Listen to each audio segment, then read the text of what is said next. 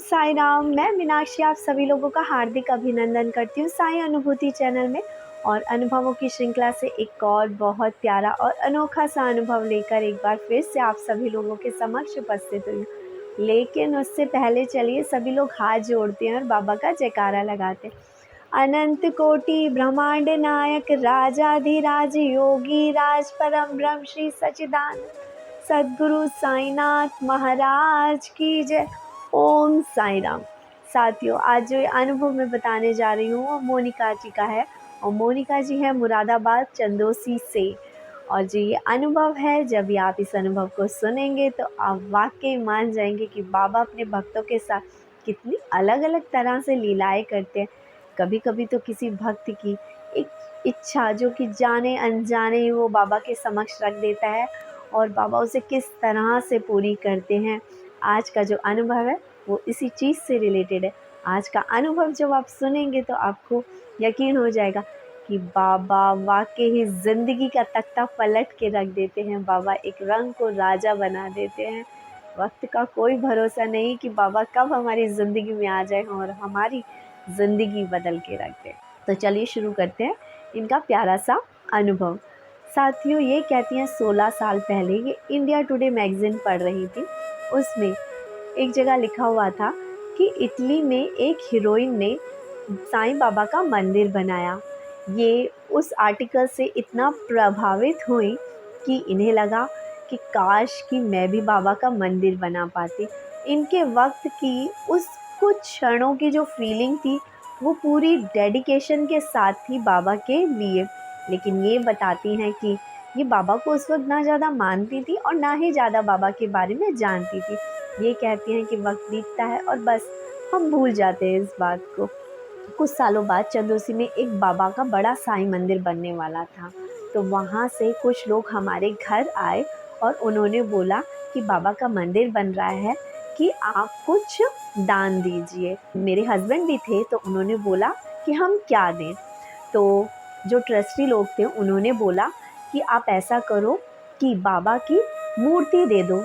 ये कहती हैं इनके हस्बैंड एग्री हो जाते हैं और इनके हस्बैंड राजस्थान से बाबा की एक मूर्ति लेकर आते हैं। ये कहती हैं ये वो वक्त था कि हमारे पास इतने पैसे नहीं थे, लेकिन पैसों का इंतज़ाम कहाँ से हुआ और कैसे हुआ ये तो बाबा ही जानते हैं, पर बाबा की मूर्ति आई हमारे घर में। ये कहती हैं जब उस संस्था के लोग हमारे पास बाबा के मंदिर के लिए डोनेशन लेने आए थे, तब जब हम उस जगह को देखने गए तो वहाँ पर सिर्फ एक नीम का पेड़ था और बाबा की पोस्टर लगा के पूजा आरती हुआ करती थी। ये कहती है कि बाबा की मूर्ति आ गई हमारे आंगन में रखी गई, लेकिन पता नहीं ट्रस्ट के लोगों के बीच में क्या मतभेद हुआ और वो मंदिर नहीं बना और बाबा की मूर्ति हमारे घर में रखी रही।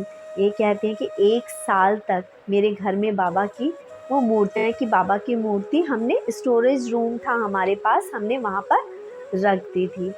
अब 1 साल बीत जाता है और हम बाबा की मूर्ति को जो मार्किंग का या डस्टिंग के टाइप का जो कपड़ा होता है पतला सफ़ेद वाला, हमने उसमें बाबा को लपेट के रखा, ढक के रखा।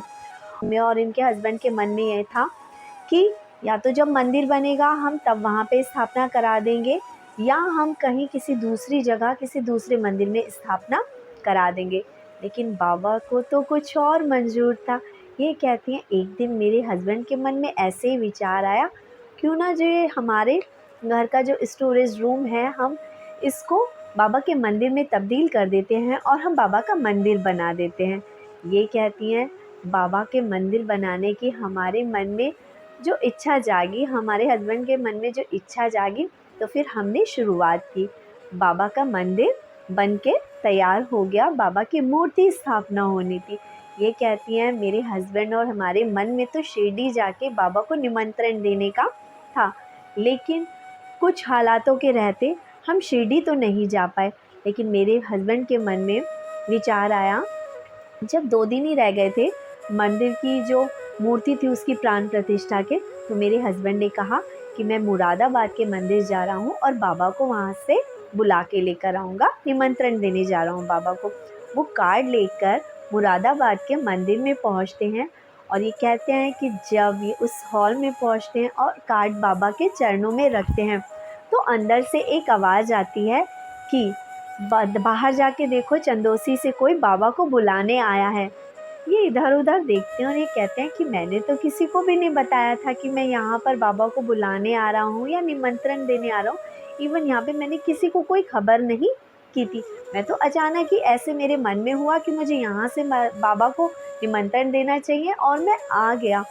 ये कहते हैं उस समय पे उस वक्त उस मंदिर में पत्री जी आ रखे थे, जो कि में रहते हैं और अधिकतर जहाँ भी मंदिर बनते हैं उनकी जो प्राण प्रतिष्ठा होती है वही करते हैं जब मंदिरों का निर्माण होता है। ये कहते हैं शायद हमारा भाग्य था कि वो उस वक्त वहाँ आ रखे थे। उन्होंने मेरे हस्बैंड को रूम में बुलवाया और पूछा उनसे, तो इनके हस्बैंड ने बताया कि हम मंदिर में बाबा की प्राण प्रतिष्ठा कराने जा रहे हैं और इसलिए मैं बाबा को यहाँ से बुलाने के लिए आया हूँ। ये कहती हैं कि उन्होंने मेरे हस्बैंड को बाबा के लिए एक चोला दिया, माला दी और 108 रुपये दिए, जो कि आज भी इनके घर में रखे हुए हैं। 108 यानी जो मानक की माला होती है ना, उसके मोती। और अगर टोटल करो तो 9 नंबर, जो कि बाबा की नवविद्या का प्रतीक है। और बाबा की पूजा में 9 नंबर का बहुत महत्व है, क्योंकि लक्ष्मी शिंदे को भी बाबा ने आखिरी वक्त में 9 सिक्के ही दिए थे। दिन को मिलते हैं 108 रुपये, बाबा की माला और चोला। उसके बाद ये बताती हैं कि जहाँ मैंने बाबा को एक सफ़ेद कपड़े में लपेट के रखा था पूरे साल भर, अब बाबा के मंदिर की प्राण प्रतिष्ठा होनी थी तो मैं बाबा के लिए चोला लेने गई। उस समय पर आजकल तो बहुत सुंदर सुंदर चोले मिलते हैं, लेकिन उस समय पे इतने चोले नहीं मिला करते थे। मैं पीच कलर का एक बहुत ही प्यारा सा साटन का कपड़ा लेकर आई और उसमें गोटा लगाया और उसके बाद मैंने उसमें बीच बीच में अपने हाथ से सितारे लगाए। ये कहती हैं कि मैंने उस समय सितारे क्या लगाए अपने बाबा के चोले में, बाबा ने तो मेरे जीवन को ही सितारों सितारों वाला कर दिया, इस ज़िंदगी में सितारे भर दिए। ये कहती हैं कि बाबा के मंदिर की प्राण प्रतिष्ठा हुई, भंडारा हुआ। हमें तो उम्मीद भी नहीं थी और ना ही हमने इतने सारे लोगों के लिए भंडारे में भोजन का आयोजन किया था, लेकिन बहुत लोग आए, लेकिन बाबा के उस भंडारे में कमी नहीं हुई और बाबा का भंडारा सब लोगों में पूरा हुआ। ये कहती हैं कि हमें तो उम्मीद भी नहीं थी कि इतनी बड़ी साईं संध्या हो जाएगी, बाबा के भजन कीर्तन होंगे और इतने विशाल रूप में बाबा के मंदिर की प्राण प्रतिष्ठा के बाद भंडारे का आयोजन होगा। लेकिन काम बाबा का था, इसलिए बाबा अपने आप ही काम बनाते चले गए। ये कहती हैं कि जब हमारे जीवन की स्टार्ट हुई थी, जब मेरी शादी हुई थी, तो उसके बाद मेरे जो हस्बैंड हैं वो पूना गए थे और जब वो एक दुकान पे खड़े हुए थे तो अचानक से बाबा की जो कमल के फूल पे बैठी हुई तस्वीर है, उसके बहुत सारे कैलेंडर मेरे हस्बैंड के पैर पे आकर गिरते हैं और ये देखते हैं और ये सारे कैलेंडर उठा लेते हैं। ये कहती हैं और उसी पल मेरे हस्बैंड के मन में पता नहीं क्या आई, क्योंकि वो पुणे मीटिंग के लिए जा रखे थे, कि चलो शिरडी भी चलता हूँ। ये कहती हैं ये शिरडी होकर आए और उसके बाद 36 साल हो चुके हैं। ये बाबा को बहुत मानते हैं। हमारे घर में बाबा को बहुत प्यार से रखा जाता है, या कहें कि बाबा हमें बहुत प्यार से सजो के रखते हैं।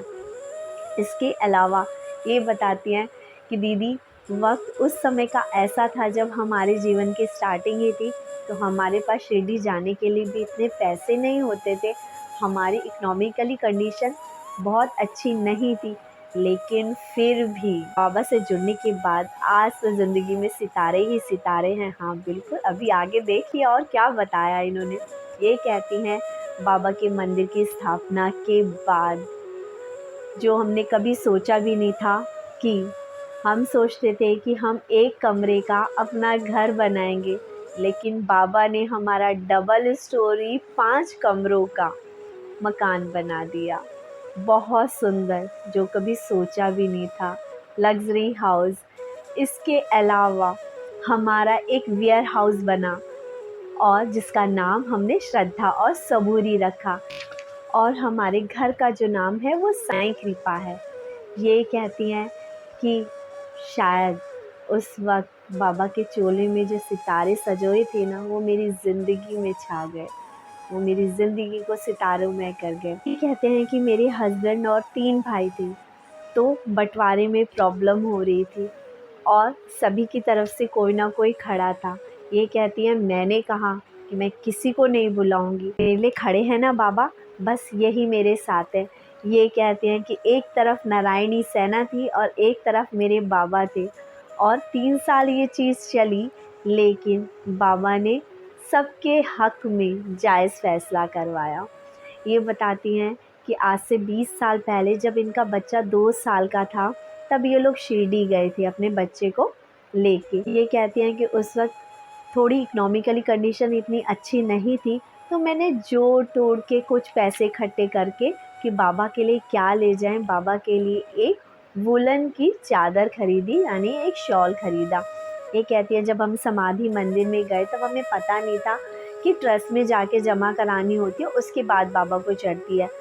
और ये अपनी चादर लेके समाधि मंदिर में पंडित को देती हैं, तो पंडित इन्हें टच करके वो वापस कर देता है। ये कहते हैं उस वक्त मेरे आंसू छूट गए कि बाबा मैंने कितनी मुश्किल से पैसे जोड़ तोड़ के इकट्ठे करे, मैं आपको ये चादर चढ़ाना चाहती थी, लेकिन साईं आपने स्वीकार नहीं की, ये मुझे अच्छा सा फील नहीं हो रहा था। ये कहती है अपने मन में ये अधूरी सी अभिलाषा लेके कि बाबा काश ले लेते तो कितना अच्छा होता। हम वापस मुरादाबाद आते हैं और स्टेशन पर उतरते हैं, तब होता यह है कि अचानक से इनका ध्यान नहीं रहता और इन्होंने अपने बेटे को शॉल उड़ा रखी होती है और वो वहीं छूट जाती है। जब ये उतर जाते हैं सारा सामान वगैरह लेके थोड़ा सा आगे बढ़ते हैं, तब इन्हें याद आता है कि अरे जो शॉल था वो तो वहीं छूट गया। तब ये क्या देखती हैं कि एक बूढ़ा बुजुर्ग इनकी आंखों के सामने से वो चादर ओढ़कर, वो शॉल ओढ़कर निकल रहा है और बस ये देखती रहती हैं, कुछ नहीं कहती। तब इनके हस्बैंड कहते हैं तू कह रही थी ना तब से कि चादर नीली बाबा ने, चादर नीली बाबा ने, देख वो लेके चले गए। सच बात है, साईं के खेल निराले ही हैं, साईं की लीला ही अलग है। साईं का ढंग अपने भक्तों को लीला दिखाने का इतना डिफरेंट है। ये बताती हैं ऐसे ही अभी जब हम शिरडी गए थे तो मेरे मन में विचार आया था कि हम बाबा के लिए क्या लेके जाएं। ये कहती है फिर मुझे लगा कि चलो बेसन के लड्डू बना के लेके जाती है। ये कहती है डिब्बे में मैं बेसन के लड्डू बना के गई, लेकिन समाधि मंदिर के बाहर चेकिंग होती है, तो उन्होंने सब फूल वगैरह सब कुछ बाहर निकाल दिया। मेरी वाटर बॉटल के नीचे ये डब्बा था, लेकिन पता नहीं क्यों गार्ड ने वो छोड़ दिया और कहा ले जा लो। ये कहती है कि मैं खुश हुई कि चलो मुझे अंदर ले जाने का मौका मिला। और ये वहाँ पर पंडित को ये जो लड्डू का भोग था ये लगाने के लिए देती हैं। ये कहती है मुझे इतनी खुशी हुई कि बाबा ने स्वीकार करना था, इसलिए ये अंदर तक आ गया। ये कहते हैं दिल को जो संतोष मिला उन लड्डुओं को बाबा तक पहुंचाने का, वो मैं आपको बता नहीं सकती। बहुत खुश हैं ये कहती हैं, जब से बाबा मेरे जीवन में आए हैं हमारी ज़िंदगी का तख्ता पलट के रख दिया है। घर में किसी चीज़ की कमी नहीं है। बस अब जिसे बोलते हैं ना कि इच्छाएं थम सी गई हैं, क्योंकि बाबा ने सब कुछ दे दिया। अब बस शायद बाबा मुझे अध्यात्म की तरफ लेकर जा रहे हैं, इसलिए अब मन सिर्फ बाबा की भक्ति में लगता है। और बस यही कहती हूँ कि शायद अब बाबा मुझे इसी चीज़ में लगा रहे हैं। इसी के साथ सभी भक्तों से यही अनुरोध है कि बाबा को पूरी शिद्दत से, पूरे प्यार से और पूरी श्रद्धा सबूरी के साथ पूजिए, क्योंकि बाबा हर भक्त की किस्मत बदल देते हैं। जो किस्मत में नहीं होता, जो भाग्य में नहीं होता, वो बाबा बदल के रख देते हैं और आपको मिल जाता है। हर भक्त की अपनी एक नई कहानी होती है बाबा से जुड़ने के बाद। आपके पास भी होंगी ऐसी ही बाबा के प्यारे प्यारे अनुभव चैनल के साथ शेयर करना मत भूलिएगा, क्योंकि जिस तरह आपको दूसरों के अनुभव सुनने अच्छे लगते हैं, उसी तरह कोई एक ज़रूर होगा जिसको आपके द्वारा भेजा गया अनुभव भी सुनना उतना ही अच्छा लगेगा और वो कह उठेगा कि वाह, बाबा ने क्या भक्ति दी है इसको और बाबा ने क्या दिया है इसको, कहना ही क्या। इसी के साथ चैनल को ज़्यादा से ज़्यादा शेयर करें, लाइक करें, सब्सक्राइब करें। और हाँ, मोनिका जी आपको बहुत बहुत धन्यवाद चैनल के साथ इतना प्यारा अनुभव देने के लिए। और जब आप मुझे हंस हंस कर ये अनुभव बता रही थी ना, तो वाकई मैं बाबा से यही कह रही थी, बाबा इनकी खुशी, इनकी हंसी हमेशा बरकरार रखना, क्योंकि एक भक्त को आपने इतना दिया ही है, तभी तो वो इतना खुश हो होकर बता रहा है। ओम साईं राम।